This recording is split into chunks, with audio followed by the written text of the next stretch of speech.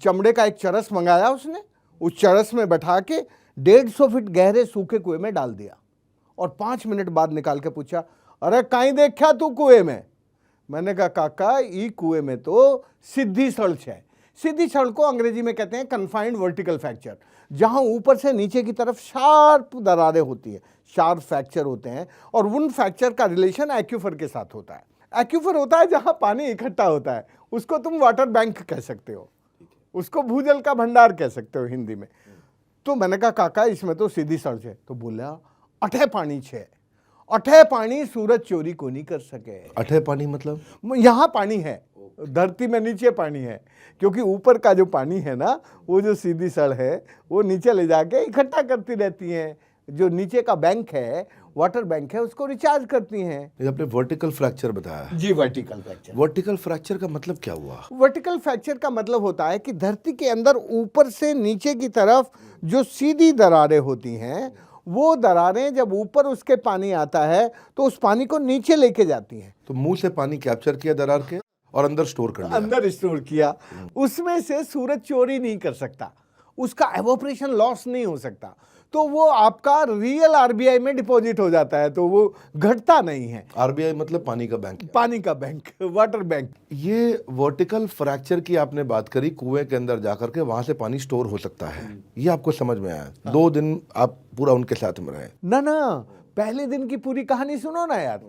देखो, पहले दिन उसने मुझे ऐसे 25 कुएं दिखाए, सुबह 6 बजे से काम शुरू किया, रात के 8 बजे तक, और शाम के वक्त कहा, देख राजेंद्र, अब तू धरती का पेट सीख गया है, अब तू धरती का पेट ही पानी से भरने का काम करना, अब तू डॉक्टरी मत करने लगना आदमी की। तो पहले दिन में उसने मुझे धरती का पेट सिखाया, और धरती के पेट में कैसे पानी भरता है, कैसे उसकी वाष्पीकरण नहीं होता, वो रुक जाता है, वो बैंक पानी से भरा रहता है। पहले दिन में 25 कुएं दिखा के ये सिखाया। दूसरे दिन उसने ये तो जो पीएचडी थी, ये जियो हाइड्रो साइंस की पीएचडी थी। जियो हाइड्रो साइंस? हाँ, दूसरी पीएचडी थी नेचुरल इंजीनियरिंग की। अगले दिन क्या किया उसने, 10-12 बूढ़ी औरतों को बुलाया, और 10-12 बूढ़े आदमी, जवान तो उस गांव में कोई था नहीं, तो वो वहां ले गया जहां से पानी बरस के ऊपर से नीचे की तरफ आता था, ऐसे ऐसे। तो जहां उस नदी में स्टीप स्लोप थे, ऐसा टेढ़ा ढाल था, वहां उसने कहा तो उल्टे डिजाइन के डैम बना, ऐसे कॉन्वेक्स डिजाइन के डैम। मैंने कहा काका कॉन्वेक्स के क्यों बनाऊं? बोला रे ऊपर से पानी का दबाव आवेला ना, तो यह बांध को नहीं टूटेला, और तू सीधा बना देगा तो ऊपर के दबाव से टूट जाएगा। तो मुझे समझ में आ गया इतनी सी बात।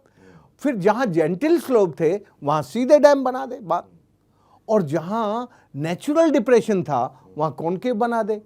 और ये जो नेचुरल डिप्रेशन है, उसने एक बात और सिखाई कि नेचुरल डिप्रेशन वहां होता है जहां मिट्टी में लाइम कंटेंट होता है, और लाइम कंटेंट के ऊपर जो पानी रुकता है वो पानी कभी खराब नहीं होता, वो पानी हवा और सूरज की किरणों से और हवा के स्पर्श से प्यूरिफाई होता रहता है, उसका ऑक्सीडेशन होता रहता है, और वो कभी खराब नहीं होता।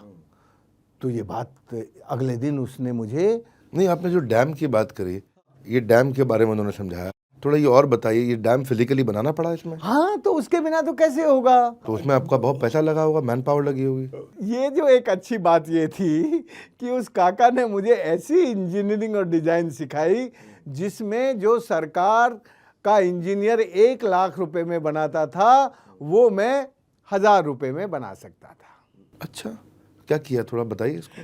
क्या होता है कि जब आपको कोई स्ट्रक्चर बनाना है, तो और उसमें स्ट्रक्चर में बनाने में आपको यदि ये समझ में आ जाए कि इसकी जो डिज़ाइन है वो नेचुरल फोर्स में कैसे मर्ज हो जाएगी, और उसको ऐसे कंटूर पे बनाना जिससे उसका जो प्रेशर है वो बॉडी पर ना आए, वो नीचे ज़मीन पर जाए, तो जब ऐसी समझ आ जाती है तो फिर आपको स्ट्रक्चर के लिए स्टील, आयरन, सीमेंट, कंक्रीट ये सब जरूरत नहीं होती। किस चीज से बनेगा फिर? तो हमने ज्यादातर काम मिट्टी से ही किया, और वो सस्टेनेबल है? और आज तक हमने 13,800 से ज्यादा डैम, चेक डैम, एनीकट, गली प्लैगिंग, नाला बंडिंग ये सब डिजाइन बनाई।